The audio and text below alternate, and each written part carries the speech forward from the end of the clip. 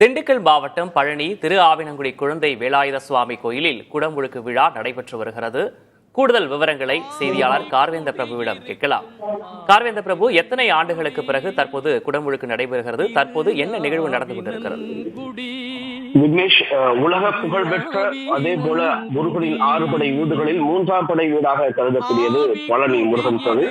அதில் இருக்கக்கூடிய அதனுடைய உபகோயிலாக கருதப்படும் திரு ஆவினன்குடி குழந்தை வேலாயுத சுவாமி திருக்கோவிலுடைய திருக்குட நன்னீராட்டு விழா இன்று நடைபெற்றிருக்கின்றது.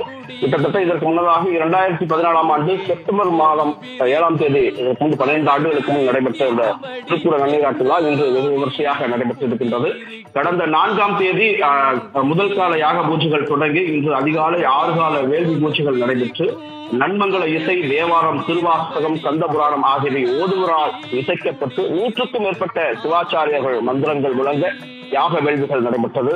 இன்று அதிகாலை 6ஆம் கால யாக வேள்வி தொடங்கி அதே போல புனித கலசங்கள் ஊர்வலமாக எடுத்துச் செல்லப்பட்டு அந்த திருஆவினன்குடி மூலவரான அருள்மிகு குழந்தை வேலாயுத சுவாமி கருவறை விமானம் மற்றும் இந்த ராஜகோபுர கலசங்கள்ல புனித நீர் ஊற்றப்பட்டு கும்பாபிஷேகம் வெகு விமர்சையாக நடைபெற்றது.